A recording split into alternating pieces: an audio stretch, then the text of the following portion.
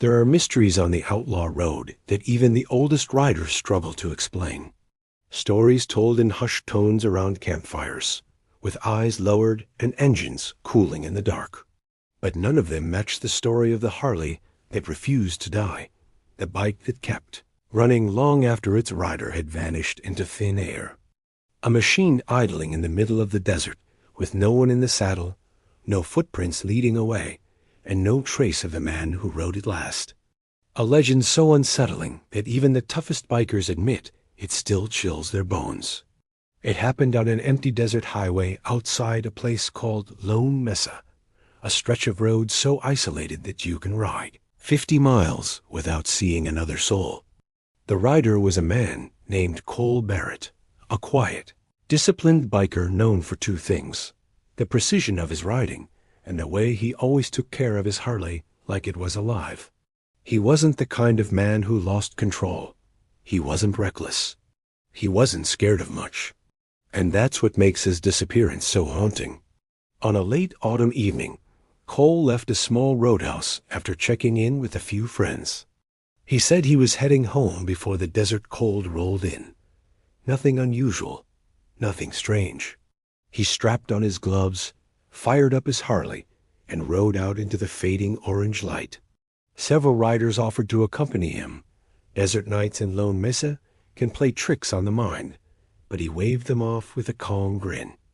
"I'm good," he said. "It's a straight shot." He was wrong. About 20 miles from the roadhouse, a long-haul trucker spotted something odd through his windshield. A motorcycle resting perfectly upright on the shoulder, engine rumbling softly in the dark. At first he assumed the rider was nearby, stretching, smoking, taking a leak. But as he approached, he noticed the headlight flickering strangely, like it was straining to illuminate something it couldn't reach. When the trucker finally pulled over and stepped toward the bike, his stomach tightened. There was no rider, no helmet, no jacket, no sign that anyone had been there at all. But the Harley was still running, not sputtering, not struggling, running smooth and steady, as if waiting patiently for its owner to return. The handlebars were centered, the kickstand wasn't down, and the bike wasn't leaning. It stood perfectly balanced, as if an invisible rider still held it upright. The trucker called out into the darkness. No answer. He walked around the bike, scanning the desert with his flashlight. No footprints, no skid marks, no sign of a crash, not even a dent on the chrome. Just a running Harley and an overwhelming silence pressing in from every direction. When he reached for the kill switch, something stopped him. Not physically, just a feeling. A sudden sense that turning the engine off would make things worse, not better. Even he couldn't explain it. By the time authorities arrived, the engine had been idling for almost 40 minutes. What they found only deepened the mystery. Cole Barrett's wallet was still in the saddlebag. His phone was still mounted on the handlebars. His drink from the roadhouse was still in the cup holder, ice not yet fully melted. Whatever happened to him happened fast. Search teams combed the desert throughout the night. They drove ATVs, used drones, brought in dogs. They found nothing. No drag marks, no scrapes in the dirt, no signs of dehydration or disorientation. It was as though the desert swallowed him whole. When Cole's club arrived at the scene, the sheriff tried to kill the bike's engine to tag it as evidence. But before his hand even touched the switch, the engine sputtered, growled loudly, and surged in RPM as if resisting him. Several officers backed away instinctively. One swore the bike, growled like it was angry. Maybe it was nerves, maybe it was imagination. But every witness described the same thing. The Harley seemed alive. Only one man managed to silence it, Cole's closest brother in the club. He approached the bike slowly, placed a hand on the seat, whispered something under his breath, and only then did he flip the switch. The engine went quiet instantly, like it had been waiting for the right touch. The sheriff recorded everything, but the official report was inconclusive. No foul play, no evidence of a struggle, No explanation. Just a missing rider and a machine that behaved in ways no machine should. But bikers have their own versions of the story.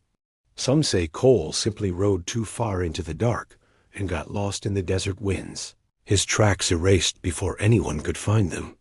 Others believe he met someone out there, perhaps friendly, perhaps not, and left willingly or unwillingly.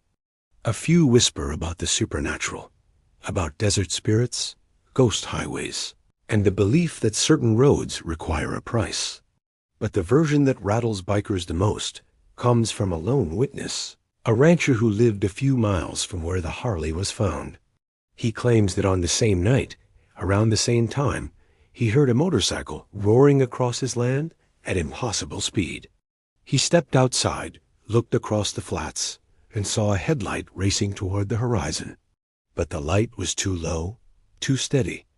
It rode like coal, he said. But there was no one on it. The rancher insists he wasn't dreaming. He says the headlight vanished all at once, like someone flipped the switch. When he rode out to check the next morning, he found no tire tracks. Some believe the Harley carried Cole's last breath, the stubborn will of a rider refusing to stop. Others say the bike wasn't carrying him. It was searching for him. Riders who knew Cole swear his Harley felt wrong after the incident, like it was grieving, like it wanted to be ridden again, but wouldn't let just anyone touch it.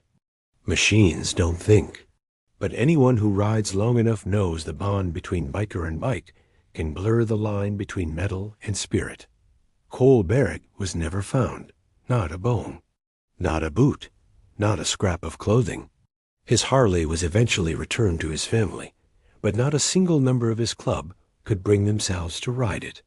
To this day, it sits in a garage in Lone Mesa, its engine quiet, but mechanics say that every few months, for no clear reason, the battery still holds a charge far longer than it should, as if something refuses to let it die. If you've made it this far, you understand why this story is more than a mystery.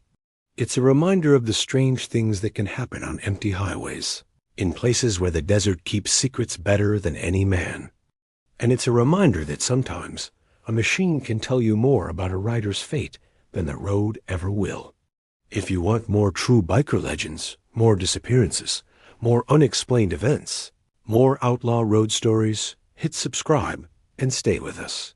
Because next episode, we dive into something even darker, the Leatherfield Tunnel, where riders hear voices that aren't their own. Next time on Real Outlaw Roads, the tunnel that laughs back.